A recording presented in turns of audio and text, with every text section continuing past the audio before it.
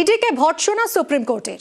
হেমন্ত সোরেনের বিরুদ্ধে টাকা তছরূপ মামলায় স্থগিতাদেশ। ঝাড়খণ্ডের মুখ্যমন্ত্রীর বিরুদ্ধে মামলায় স্থগিতাদেশ সুপ্রিম কোর্টের। আর এই নিয়ে কথা বলবো, মৈত্রেয়ী রয়েছে আমার সঙ্গে। মৈত্রেয়ী, শীর্ষ আদালতের কি পর্যবেক্ষণ এই নিয়ে?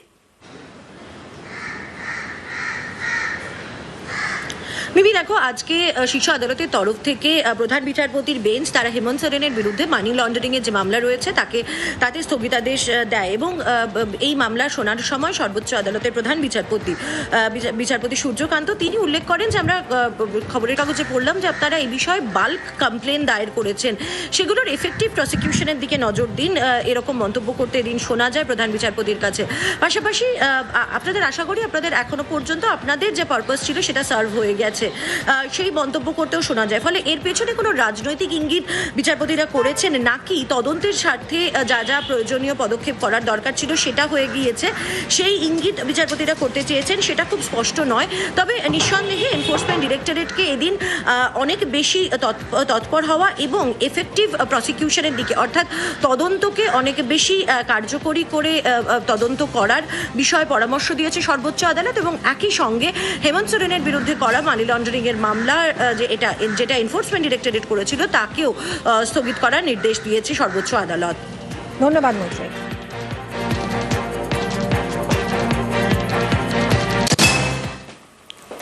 আজও আদালতে ফের বোমাতঙ্ক। আসানসোল জেলা ও দায়রা জজ আদালতে বোমাতঙ্ক। আদালতে বোমা রাখার হুমকি ইমেল। আসানসোল আদালতে বম স্কোয়াড পৌঁছয় পুলিশ চায়। দীপক আমাদের প্রতিনিধির সঙ্গে কথা বলবো। দীপক, আবারও আদালতে বোমাতঙ্ক, কি লেখা ছিল এবার ইমেলে? দেখো, ঠিক গতকালের পর আবার আজকে জেলা জজের কাছে এমনই হুমকি ভরা মেল ঢুকলো এবং এই মেল ঢোকার পরে তৎপর হয়ে পড়লো আসানসোল দুর্গাপুর পুলিশ। মেলে উল্লেখ করা আছে কি ঠিক আজ দুপুরে নামাজ শেষে বিস্ফোরণের ঘটনা ঘটবে, বম প্ল্যান করা হয়ে গেছে, 15 জায়গা বিস্ফোরণ হবে, এমনই হুমকি ভরা মেল জেলা জজের কাছে আসার পর ডগ স্কোয়াড এবং বম স্কোয়াড নিয়ে তল্লাশি চালানো হচ্ছে।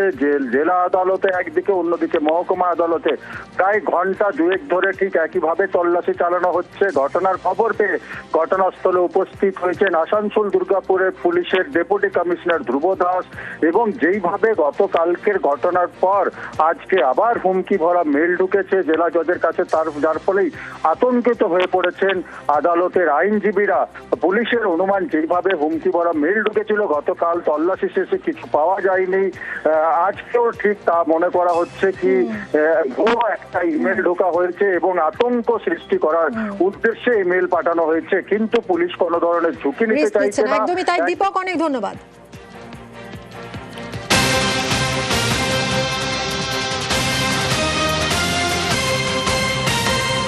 শুধুমাত্র আসানসোল কোর্টই নয়, বীরভূম জেলা আদালতও উড়িয়ে দেওয়ার হুমকি। বীরভূম আদালতেও বোমাতঙ্ক ছড়িয়েছে।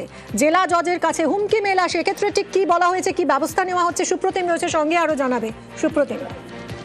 একদমই, দেখো, আজকে কিন্তু বীরভূম জেলা যে আদালত রয়েছে সেখানকার জেলা জজের কাছে একটা হুমকি মেল আছে এবং সেই মেলে এটাই লেখা ছিল যে আদালত চত্বর বোমা দিয়ে উড়িয়ে দেওয়া হবে এবং এটা পাওয়ার সঙ্গে সঙ্গে কিন্তু বীরভূম জেলা পুলিশ সুপারের সঙ্গে যোগাযোগ করা হয় এবং সঙ্গে সঙ্গে বীরভূম জেলা পুলিশের টিম কিন্তু বীরভূম জেলা আদালত চত্বরে যায় এবং সেখানে বিভিন্ন ডিএসপিদের নেতৃত্বে সেই গোটা আদালত চত্বর কিন্তু সেখানে অভিযান চালানো হয়। বম স্কোয়াড আছে, তারাও দেখে খতিয়ে প্রত্যেকটি সেখানে আদালত চত্বরে যত বাইক বা যানবাহন ছিল সমস্তগুলিতে তোমার সেখানে অভিযান চালানো হয়, তল্লাশি চালানো হয়, কিন্তু কিছু পাওয়া যায়নি। তবে তল্লাশি অভিযান কিন্তু এখনো চলছে। তবে এই নিয়ে কিন্তু যথেষ্ট আতঙ্ক চলছে বীরভূম জেলা আদালত চত্বরে।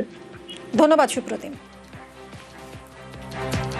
ডিস্ট্রিক্ট জজের কাছে এবং অন্যান্য জায়গায় মেল এসছে যে আপনাদের কোর্টে বোম রাখা আছে, নামাজের আগে 12টার মধ্যে আপনারা কোর্ট চত্বর খালি করে, তা নাহলে বোমে উড়িয়ে দেওয়া হবে। এই খবর পাওয়ার সঙ্গে সঙ্গে প্রশাসনে খবর দেওয়া হয় এবং প্রশাসন অত্যন্ত তৎপরতার সঙ্গে সমস্ত ডিএসপি থেকে শুরু করে অন্যান্য আরও আধিকারিকরা, অফিসাররা প্রচুর পরিমাণে এসেছেন এবং প্রচুর ফোর্স এসছে। মোটামুটি ফার্স্ট আওয়ারের কাজটা এখন ম্যাক্সিমাম বিচারপতিরা এসআইয়ের কাজে যুক্ত আছেন, কাজে আদালতগুলো খুবই কম কাজ হচ্ছে। তো ফার্স্ট আওয়ারে যেটুকু কাজ হওয়ার হয়েছে তারপরেই এই ঘটনা ঘটেছে। গতকাল থেকেই আমরা দেখছি কলকাতা থেকে জেলা পর পর কোর্টে বোমাতঙ্ক, বিচারকদের কাছে হুমকি মেল আসছে, রাজ্যের বিভিন্ন কোর্ট উড়িয়ে দেওয়ার হুমকি মেল আসছে। এরই তদন্ত শুরু করেছে গোয়েন্দা বিভাগ। দোষীদের বিরুদ্ধে কড়া পদক্ষেপের হুঁশিয়ারি প্রশাসনের।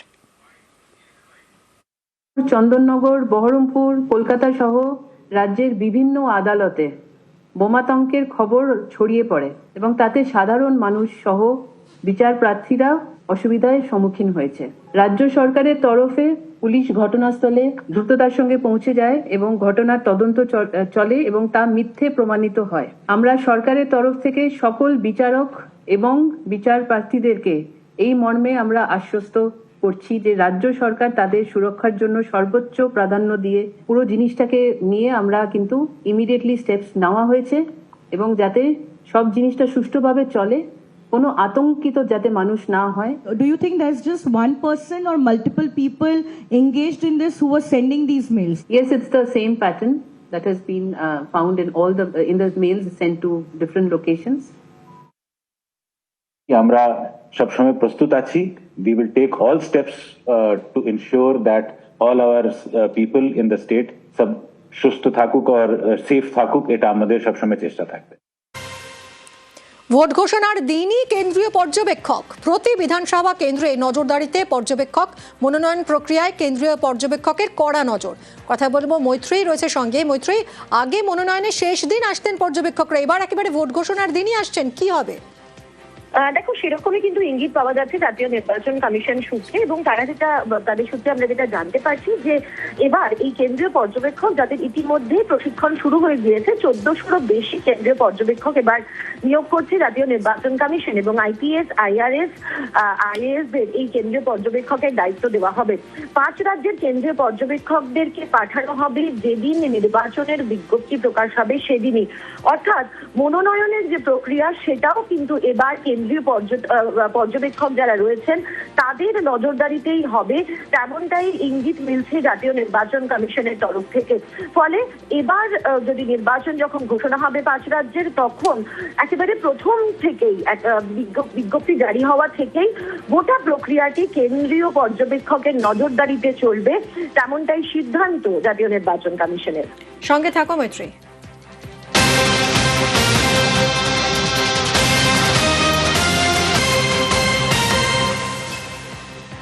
আগামীকাল বিকেলের মধ্যে নথি হস্তান্তরের নির্দেশ দিল সুপ্রিম কোর্ট। এসআইআর মামলায় ইআরও, এইআরওদের নথি হস্তান্তরের নির্দেশ কি বলেছে সুপ্রিম কোর্ট, আরো জানবো মৈত্রীর কাছ থেকে। মৈত্রী, মিনি, গতকালের মামলার পরে আজকে ফের জাতীয় নির্বাচন কমিশনের তরফ থেকে তাদের আইনজীবী বিএস নাইডু সর্বোচ্চ আদালতে প্রধান বিচারপতির বেঞ্চে মামলাটি মেনশন করে, এবং সেখানে তাদের তরফ থেকে আশঙ্কা প্রকাশ করা হয় যে মাধ্যমিকের অ্যাডমিট কার্ড শুধুমাত্র অ্যালাউ করা বা স্ট্যান্ড অ্যালোন ডকুমেন্ট হিসেবে অ্যালাউ করা নিয়ে।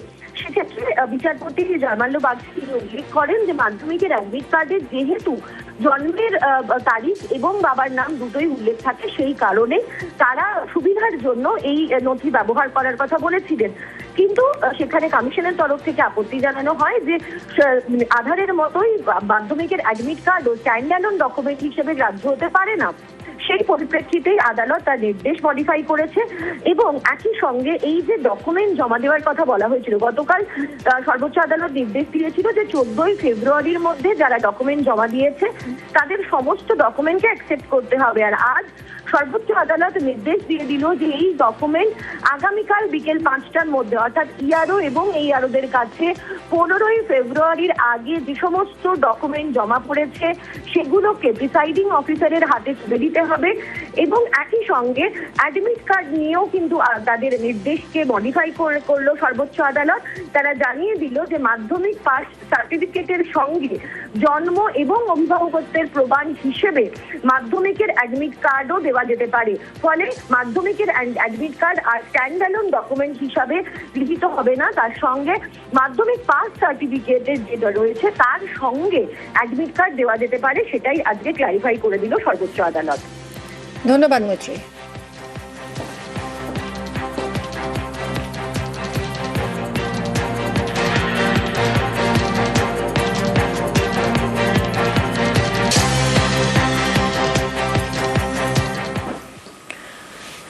দিনহাটায় 3 দশক আগে ভাঙে কাঠের সেতু, সেই জায়গায় এবার পাকা সেতু। জেলায় জেলায় পথশ্রী প্রকল্পে শুরু রাস্তার কাজ।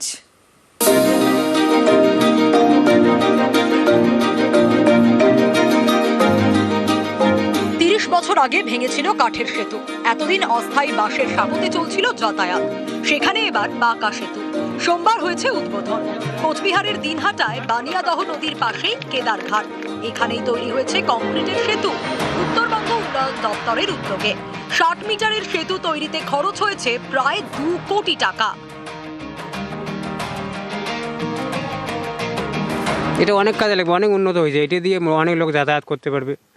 এটা শর্ট রাস্তা হয়েছে এখন, আগে তো কদমতলা দিয়ে ঘুরিয়ে আসা লাগতো, এখন ওইদিকে আসা লাগবে না, এটা শর্ট হয়ে গেল। এখন এটা যাওয়ার সুবিধা বেশি। বেশ কিছুদিন ধরে মানুষ আগে একটা কাঠের ব্রিজ ছিল, সেটা ভেঙে যায়, তারপরে বছরের পর বছর এই বাঁশের উপর দিয়ে মানুষকে যাতায়াত করতে হয়েছে। 2 কোটি 9 লক্ষ টাকা খরচ করে ওই ব্রিজটার কাজ সম্পন্ন করেছি। দুপারের মানুষেরই একটা বিশাল সমস্যার সমাধান হয়ে গেল। উত্তর 24 পরগনার দেগঙ্গা, এখানকার আমুলিয়াতে তৈরি হচ্ছে 16 কিলোমিটার রাস্তা পথশ্রী প্রকল্পে। নতুন এই রাস্তা তৈরিতে বরাদ্দ হয়েছে 9 কোটি টাকা। অভিযোগ, এতদিন ছিল মাটির রাস্তা, বর্ষার সময় ধুয়ে যেত, ফলে চরম ভোগান্তিতে পড়তেন স্থানীয়রা। এবার সেখানে নতুন পাকা রাস্তা। রাস্তাঘাটে দরকার ছিল, যেহেতু রাস্তাঘাট অনেক খারাপ ছিল, থেকে আমাদের গ্রামের রাস্তা কাজ শুরু হয়েছে।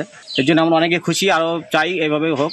যে 20,000 কিলোমিটার রাস্তা হচ্ছে, তারই সেই রাস্তা WBSRD এর মাধ্যমে এই রাস্তাটা আমুলিয়া গ্রাম পঞ্চায়েত, একটা পঞ্চায়েতেই 16 কিলোমিটার রাস্তা, যার মোট ব্যয় প্রায় 9 কোটি টাকা। নদিয়ার চাপড়া, এখানে পথশ্রী প্রকল্পে 10 কোটি টাকা খরচে সারাই হচ্ছে 12টি রাস্তা। মঙ্গলবার থেকে শুরু হয়েছে 20 কিলোমিটার রাস্তা সারাইয়ের কাজ।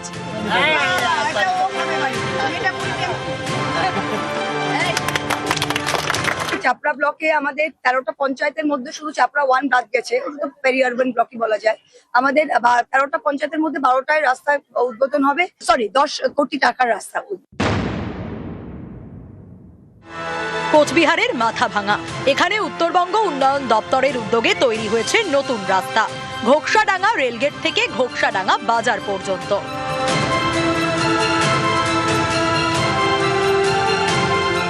আগে এই রাস্তার মধ্যে অসংখ্য জল জমে থাকতো, বৃষ্টি হলে, হালকা বৃষ্টি হলে মনে হচ্ছে যেন বন্যা হয়ে গেছে। সেই উত্তরবঙ্গ উন্নয়ন দপ্তর থেকে আমাদের যে রাস্তাঘাট করে দিয়েছে, তাতে আমাদের থানা, কলেজ, স্কুল, হাসপাতাল, আমাদের গ্রামবাসী বা ঘোকসাডাঙ্গা শহরের লোক, ঠিক আছে, সবাই উপকৃত বা ওরা সবাই খুশি। ঘোকসাডাঙ্গা রেলগেট থেকে ঘোকসাডাঙ্গা বাজার পর্যন্ত 2.5 কিলোমিটার পেভাস ব্লকের রাস্তা হয়েছে। এছাড়াও আরও অন্যান্য অনেক রাস্তা রয়েছে পেভাস ব্লকের। আমি শুধু এটা যেহেতু সাম্প্রতিক হয়ে গেল, প্রায় 2 কোটি 89 লক্ষ টাকা ব্যয়ে এই রাস্তা তৈরি হয়েছে। সাধারণ মানুষের দীর্ঘদিনের দাবি ছিল। নিউজ 18 বাংলা।